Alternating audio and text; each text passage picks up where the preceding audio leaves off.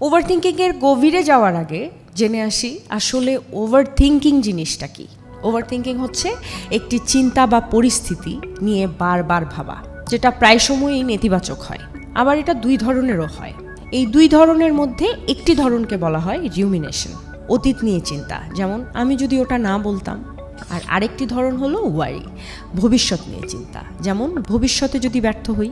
মানসিকভাবে এটা আমাদের ক্লান্ত করে, কর্মক্ষমতা কমিয়ে দেয় এবং আত্মবিশ্বাসে আঘাত হানে অনেক বেশি। এখন প্রশ্ন হলো, বিজ্ঞান কি বলে ওভারথিংকিং নিয়ে? নিউরোসায়েন্সের ভাষায় যখন আমরা চিন্তা করি আমাদের মস্তিষ্কের প্রিফ্রন্টাল কর্টেক্স কাজ করে, কিন্তু অতিরিক্ত চিন্তার সময় এই অংশটা অতিরিক্ত সক্রিয় হয়ে যায়। তখন ডিসিশন মেকিং, মেমরি এবং ইমোশনাল কন্ট্রোল এই জিনিসগুলো বিঘ্নিত হয়।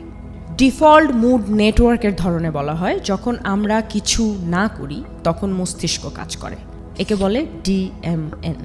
এটি তখন বেশি কাজ করে যখন কেউ ওভারথিংকিংয়ে ভোগে।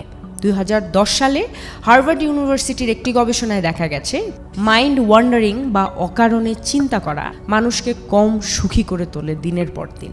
আরেকটি কারণ হলো কর্টিসল রিলিজ।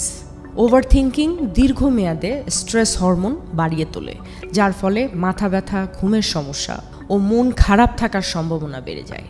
এখন এই তিনটা কারণ জানার পরে প্রশ্ন আসে, মানুষ ওভারথিংকিং করে কেন?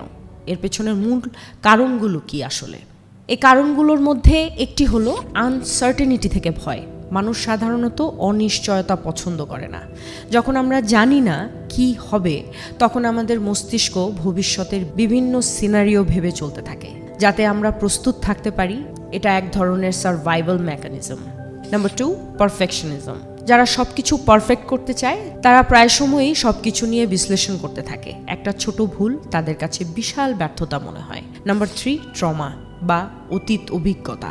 যাদের অতীতে বড় কোনো ব্যর্থতা বা অপমানের অভিজ্ঞতা আছে, যেন ভবিষ্যতে তাদের সেই ভুলটা না হয় এটা নিশ্চিত করতে গিয়ে বেশি চিন্তা করে থাকেন। নাম্বার 4, লো সেলফ এস্টিম। নিজেকে যথেষ্ট মনে না করা, নিজেকে অপর্যাপ্ত ভাবা। এর ফলেও মানুষ ডিসিশন নিতে ভয় পায়, বারবার চিন্তা করে আমি এটা পারবো তো। তখন মানুষ বারবার নিজেকে প্রতিটা জিনিসে কোয়েশ্চেন করতে থাকে। Number 5, social conditioning. আমাদের সমাজেও ভেবে করো, তাড়াহুড়া করো না, এই ধরনের কথা বলা হয়, যেটা অনেক সময় ওভারথিংকিংয়ে পরিণত হয়। এবার চলুন গবেষণা ও বাস্তব জীবন থেকে কিছু তথ্য নিয়ে কথা বলি। স্ট্যানফোর্ড ইউনিভার্সিটির এক গবেষণায় বলা হয়েছে যারা ওভারথিংক করে তাদের প্রবলেম সলভিং স্কিল কমে যায় ধীরে ধীরে, কারণ তারা অ্যাকশনের চেয়ে অ্যানালাইসিসে বেশি সময় ব্যয় করে থাকেন। মিশিগান স্টেট ইউনিভার্সিটির